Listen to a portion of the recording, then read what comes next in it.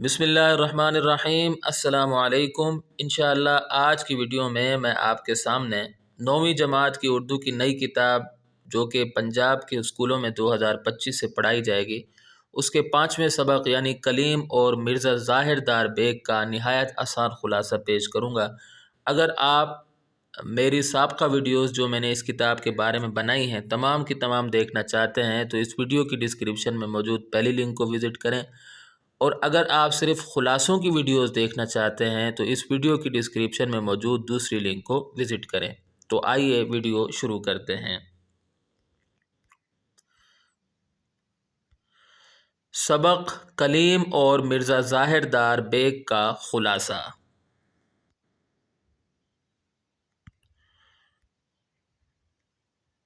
अच्छा, ये शुरू कर देते हैं हम। इस सबक का पस मंज़र ये है कि नसूह हैज़े में मुब्तला हो जाता है, दवा के असर से गहरी नींद सो जाता है और ख्वाब देखता है कि लोगों की बदआमालियों की वजह से उनसे पूछ-गछ हो रही है। औलाद की तरबियत से गफलत को भी गुनाह समझा जाता है। जागने के बाद वो अपनी और घर वालों की इस्लाह शुरू कर देता है। उसकी बीवी और छोटी औलाद की इस्लाह तो हो जाती है मगर बड़ी औलाद की नहीं होती। उसका बड़ा बेटा कलीम उसके समझाने के बावजूद नहीं समझता। एक दिन वो नाराज़ होकर अपने दोस्त मिर्ज़ा ज़ाहिर दार बेग के यहाँ चला जाता है, जो गरीब होता है लेकिन कलीम के सामने हर वक्त ख़ुद को अमीर ज़ाहिर करता है। ठीक है। अच्छा, उसके बाद दूसरा इक़्तिबास मैं कोशिश कर रहा हूँ कि इक़्तिबासात की सूरत में, पैराग्राफ्स की सूरत में आपके सामने पेश करूँ ताकि आपको याद करने में आसानी हो। काफ़ी मरतबा दरवाज़ा खटखटाने के बाद 2 कनीज़ें बाहर आईं और उनमें से एक ने कलीम से आने की वजह पूछी। कलीम ने उनको मिर्ज़ा ज़ाहिर दार बेग को बाहर भेजने के लिए कहा। मिर्ज़ा का नाम सुनकर वो हैरान हो गई क्योंकि ये जमादार का महल सरा था, मिर्ज़ा का नहीं। बाद में पता चला कि मिर्ज़ा कलीम के सामने झूठ बोलकर अपने आप को जमादार का वारिस और जानशीन कहता था। एक कनीज़ ने बताया कि मिर्ज़ा का घर इस मकान के पीछे है।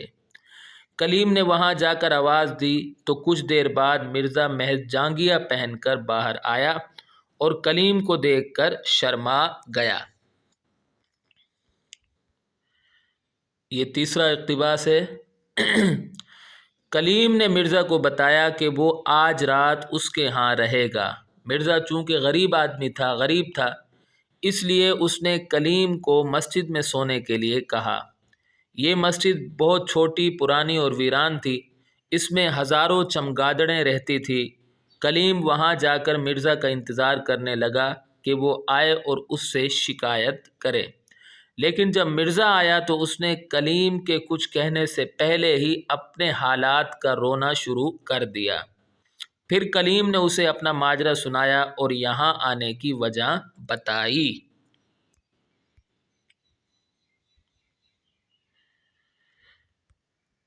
कलीम ने मिर्ज़ा को याद दिलाया कि उसके बकौल वो बहुत अमीर है। उसके यहाँ महल सराएँ, बहुत सारे दीवान खाने और कई बाग हैं, लेकिन वो तो इंतहाई गरीब है। इतना गरीब कि एक शख्स के रात के क़ियाम के लिए उसके घर में जगह भी नहीं है। मिर्ज़ा ने कलीम से कहा कि दरअसल जमादार मरहूम उसी को ही अपना जानशीन बना कर गए थे, लेकिन उनके इंतकाल के बाद लोगों ने उसकी एक ना सुनी। चूँकि वो झगड़ों से दूर रहता है, इसलिए ख़ुद ही जानशीनी से किनारा कश हो गया। साफ लग रहा था कि मिर्ज़ा झूठ बोल रहा है।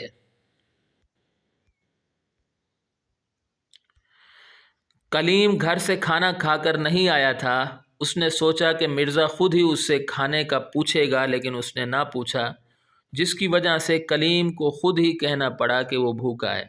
मिर्ज़ा के घर में खाना नहीं पका था, इसलिए वो कलीम के लिए चने भुनवा लाया जो कि बहुत कम थे। कलीम को मजबूरन उन चनों पर गुजारा करना पड़ा। फिर मिर्ज़ा ने घर जाकर कलीम के लिए एक मैली सी दरी और तकिया भेज दिया।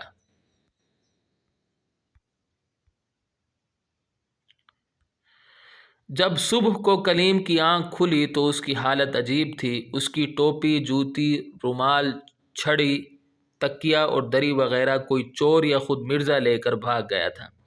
اس کا جسم گرد اور چمگادڑوں کے بیٹ سے بھرا ہوا تھا۔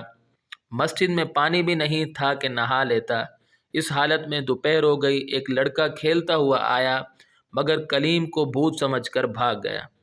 جب رات ہو گئی تو کلیم چھپتا چھپاتا مسجد سے نکلا اور سیدھا مرزا کے مکان پر گیا۔ اسے آواز دی تو معلوم ہوا کہ وہ گھر میں نہیں ہے۔ جب کلیم نے گھر والوں سے اپنا تعارف کروایا تو الٹا لینے کے دینے پڑ گئے۔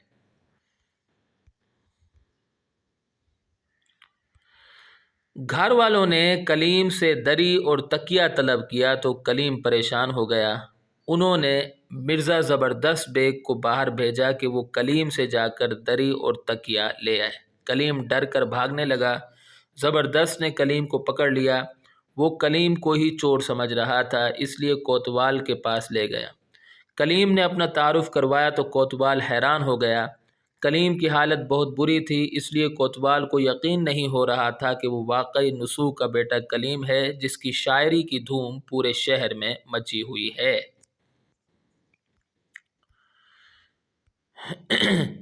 کلیم رونے لگا۔ کوتوال نے 2 سپاہیوں کو کلیم کے ساتھ بھیجا اور حکم دیا کہ اس کو میاں نسوح کے پاس لے جاؤ۔ اگر وہ کلیم کو اپنا بیٹا کہیں تو چھوڑ دینا، ورنہ واپس لا کر حوالات میں بند کر دینا۔ تو یہاں اگر ہماری ویڈیو اختتام کو پہنچتی ہے، میں امید کرتا ہوں کہ آپ کو یہ ویڈیو پسند آئی ہوگی۔ اگلی ویڈیو تک کے لیے مجھے اجازت دیں۔